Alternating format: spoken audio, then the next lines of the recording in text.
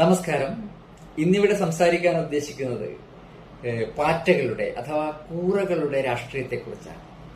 കേൾക്കുമ്പോൾ വളരെ വിചിത്രമെന്ന് തോന്നും. എന്നാൽ അത് നമ്മുടെ രാജ്യത്ത് ഒരു യാഥാർത്ഥ്യമായിരിക്കുകയാണ്.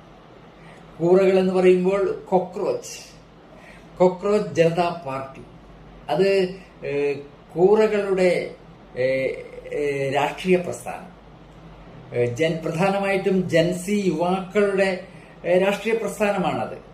അതിപ്പോൾ സാമൂഹ്യ മാധ്യമങ്ങളിലൂടെ വളർന്ന് രാജ്യവ്യാപകമായി പടർന്ന് അതിർത്തികൾ ഭേദിച്ചിങ്ങനെ ആകാശത്തിലൂടെ പറന്നു കളിക്കുകയാണ്. നമ്മുടെ ദേശീയ ഭരണകൂടത്തെ വല്ലാതെ അങ്കലാപ്പിലാക്കിയിരിക്കുന്നതായിട്ടാണ് മനസ്സിലാവുന്നത്. അവരുടെ സാമൂഹ്യ മാധ്യമ അക്കൗണ്ടുകളൊക്കെ ഭരണകൂടം പൂട്ടിച്ച് കൊണ്ടിരിക്കുകയാണ്. നമ്മുടെ രാജ്യം ഭരിക്കുന്ന BJPക്ക് ഇൻസ്റ്റാഗ്രാമിൽ 8.8 ദശലക്ഷം ഫോളോവേഴ്സാണ് അത്രേ ഉള്ളത്. എന്നാൽ ഈ കോക്രോച്ച് ജനതാ പാർട്ടിയുടെ CJPയുടെ ഇൻസ്റ്റാഗ്രാം അക്കൗണ്ടിൽ 15 ദശലക്ഷത്തിലേറെ ഫോളോവേഴ്സ് കഴിഞ്ഞ ആഴ്ച തന്നെ ആയിക്കഴിഞ്ഞു എന്നാണ് മനസ്സിലാക്കുന്നത്. നമ്മുടെ സുപ്രീം കോടതി ചീഫ് ജസ്റ്റിസ് സൂര്യകാന്തിന്റെ ഒരു പരാമർശത്തിൽ പ്രകോപിതരായിട്ടാണ് ഈ ജൻസി യുവാക്കളുടെ പ്രസ്ഥാനം രൂപം കൊണ്ടത് എന്നാണ് മനസ്സിലാകുന്നത്. കഴിഞ്ഞ ആഴ്ച സുപ്രീം കോടതിയിൽ ഒരു കേസിന്റെ വാദപ്രതിവാദങ്ങൾക്കിടെ ജസ്റ്റിസ് സൂര്യകാന്ത് ഒരു പരാമർശം നടത്തിയത്രേ. തൊഴിലില്ലാത്ത യുവാക്കൾ അവർ മാധ്യമപ്രവർത്തകരായിട്ടും സാമൂഹ്യ മാധ്യമ ആക്ടിവിസ്റ്റുകളായിട്ടും RTI വിവരാവകാശ ആക്ടിവിസ്റ്റുകളായിട്ട് ഒക്കെ വരുന്നു. അവർ ഭരണകൂടത്തെ, നമ്മുടെ സംവിധാനങ്ങളെ ആകെ എതിർക്കുന്നു. അവർ പരാതങ്ങളാണ് എന്ന നിലയിൽ ജസ്റ്റിസ് സൂര്യകാന്ത് പരാമർശം നടത്തിയത്രേ.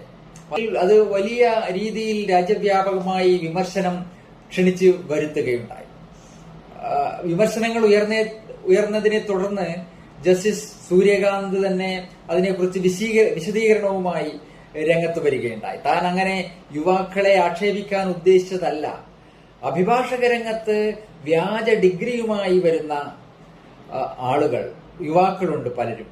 അവർ കോടതിയിൽ വന്ന് അവർക്ക് കേസുകളൊന്നും കൈകാര്യം ചെയ്യാൻ പറ്റാതെ ഒരു ശല്യക്കാരായി മാറിയിരിക്കുകയാണ്. അക്കാര്യമാണ് താൻ സൂചിപ്പിച്ചത്. ഇന്ത്യയിലെ യുവാക്കളെ കുറിച്ച് തനിക്ക് നല്ല അഭിപ്രായമാണ് എന്നൊക്കെ ജസ്റ്റിസ് സൂര്യകാന്ത്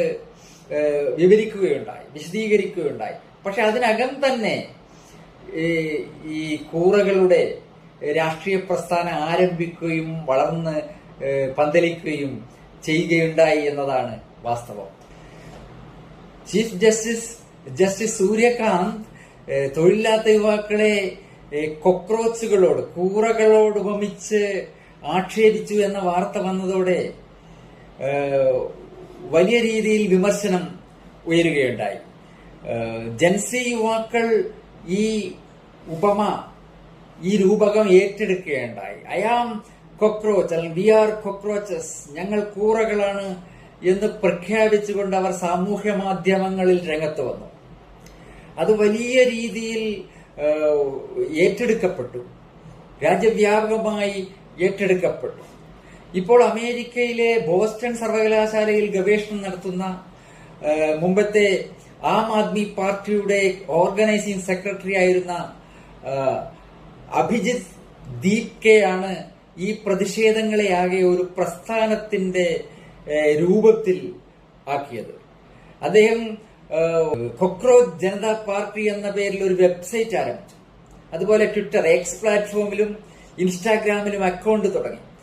അതോടെ അതിന് ദശലക്ഷക്കണക്കിന് ഫോളോവേഴ്സ് ഉണ്ടായി. ഫേസ്ബുക്ക് പോലുള്ള സാമൂഹ്യ മാധ്യമങ്ങളിലും ഇത് പ്രചരിച്ചു. ഇപ്പോഴും അത് പ്രചരിച്ചു കൊണ്ടിരിക്കുകയാണ്. അപ്പോഴാണ് കേന്ദ്ര ഭരണകക്ഷിക്ക് ഇത് ഒരു വലിയ ഭീഷണിയാകുന്നുണ്ടോ എന്ന് തോന്നുകയും ഇന്റലിജൻസ് റിപ്പോർട്ട് വാങ്ങി അതിനെ നിയന്ത്രിക്കാൻ ശ്രമിക്കുകയും ചെയ്തിട്ടുള്ളത്.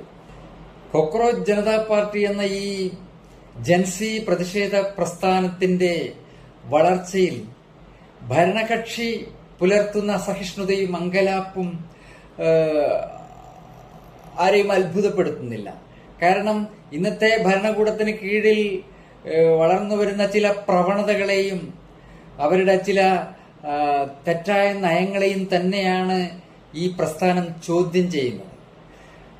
സുപ്രീം കോടതി ജഡ്ജിമാർക്കും ചീഫ് ജസ്റ്റിനും റിട്ടയർമെന്റിന് ശേഷം ഗവർണർ പദവിയോ അതുപോലെ രാജ്യസഭാ പദവിയോ പോലുള്ള പദവികൾ നൽകാതിരിക്കുക, വോട്ടർ പട്ടികയിൽ നിന്നും അർഹരായവരെ നീക്കം ചെയ്താൽ ചീഫ് ഇലക്ഷൻ കമ്മീഷണറെ UAPA ചുമത്തി ജയിലിലടക്കുക, പാർലമെന്റിൽ സ്ത്രീകൾക്ക് 50% സംവരണം ഏർപ്പെടുത്തുക, കൂറുമാറുന്ന ജനപ്രതിനിധികൾക്ക് 20 വർഷത്തേക്ക് മത്സരങ്ങളിൽ നിന്ന് അയോഗ്യത കൽപ്പിക്കുക തുടങ്ങിയ മുദ്രാവാക്യങ്ങളാണ് അവർ മുഴക്കുന്നത്. ഇത് ഇന്ത്യയിലെ ചെറുപ്പക്കാരുടെ പ്രതിഷേധത്തിന്റെ അല്ലെങ്കിൽ ഭരണകൂടത്തോടുള്ള രോഷത്തിന്റെ പ്രതീകമായിട്ട് വന്ന ഒരു പ്രസ്ഥാനമാണ് എന്ന നിലയിലാണ് പല രാഷ്ട്രീയ നേതാക്കളും ഇതിനെക്കുറിച്ച് പ്രതികരിച്ചിട്ടുള്ളത്.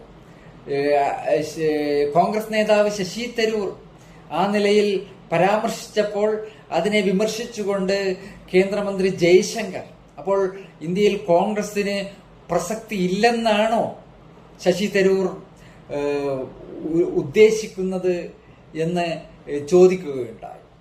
ഇങ്ങനെ ഒരു പ്രസ്ഥാനം, വളരെ പെട്ടെന്ന് തന്നെ വളർന്നു വന്ന പ്രസ്ഥാനം, അത് നമ്മുടെ നാടിന്റെ ഒരു സവിശേഷ സന്ദർഭത്തിൽ സ്വാഭാവികമാണ്.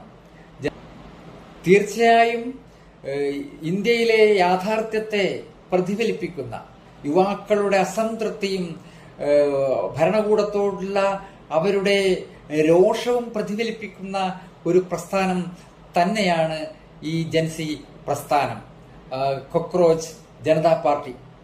എന്നാൽ കൃത്യമായ ഘടനയില്ലാതെ, ഒരു സംഘടന രൂപമില്ലാതെ വളർന്നു വന്നിട്ടുള്ള ഈ പ്രസ്ഥാനം, അതിന്റെ ഭാവി എങ്ങനെയായിരിക്കും എന്നുള്ളത് കണ്ടുതന്നെ അറിയേണ്ടതാണ്. നന്ദി, നമസ്കാരം.